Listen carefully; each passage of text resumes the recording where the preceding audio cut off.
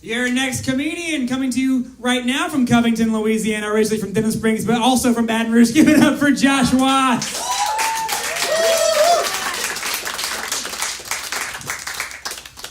I made sure in my contract before I did this show, I said you have to have the Monkees album behind me clearly displayed. How are we doing tonight? I have a daughter. We're getting right into it. I got a daughter, and her name is Zoe Josephine. We call her Zojo. That's what we settled on, because that's what I want to call her, and I'm the one telling this story. Originally, I wanted to name her Baby, because I know me, and I know how my kid's going to turn out. Not good. You see what I'm doing tonight. This isn't. So I would follow her to school every single day of her life, because one glorious day, that teacher's going to go, hey, all right, I've had enough. You need to go sit in the corner. And the dad's going to kick that door and say, hey, nobody puts Baby in a corner! Woo! Right? The movie that we all saw, huh? I nailed it! I fucking nailed it! I nailed it! Woo! Woo! And then any reasonable teacher is going to stop me and say, I'm sorry, sir. Did you just kick the door in and scare the shit out of 32 second graders to make a Dirty Dancing joke? When did that movie come out? 1987. These kids' parents weren't born yet. What are you doing with your life? And then I'll just back out of the room because I've had some time, and I'll just go home. That's the kind of shit I think about, and they still let me have a baby. There's no test. There's no work. That's in my brain, and they're like, yeah, you should be responsible for another human. I live in Covington now, and my daughter is 20 months. And I love her more than anything, and I'll protect her at any cost, I thought.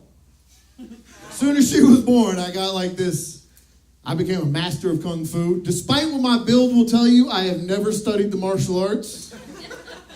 But if you get anywhere near my daughter, I guarantee you I can roundhouse your face into a ceiling fan. 100%.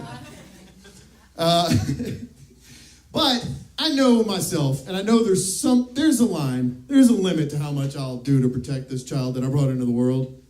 It turns out I found out what that was the other day.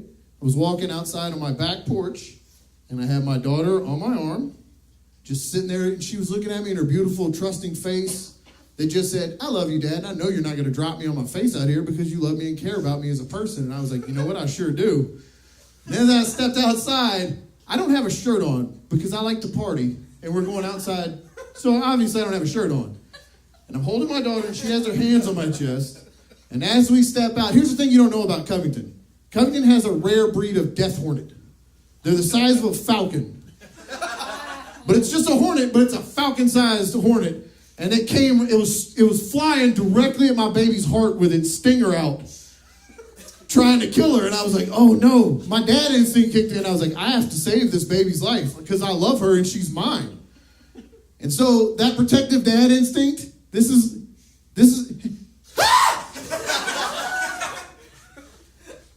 like a frisbee. I threw a human being that I care about like a frisbee.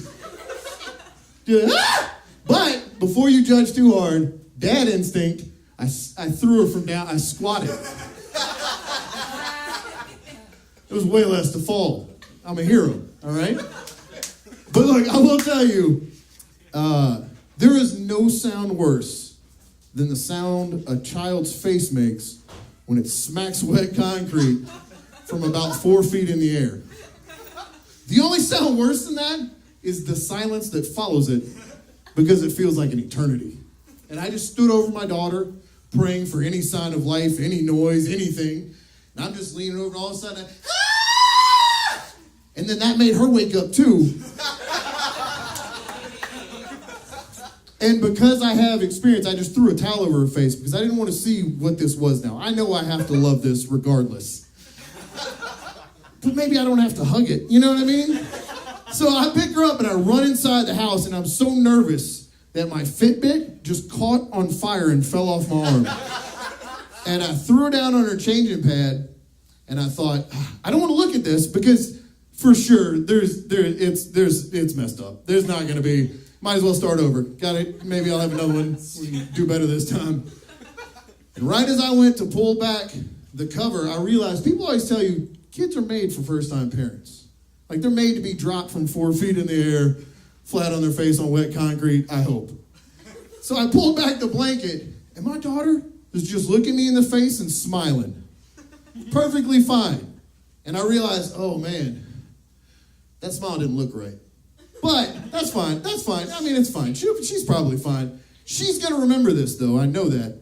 But what she's gonna remember is maybe Dad wasn't fast enough to catch her face from falling onto wet concrete from 4 feet in the air.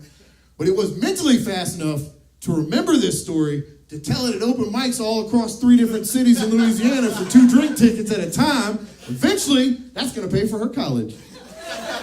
It's not gonna be a real. She's going to DeVry or something. It's not a real college. Come on, guys.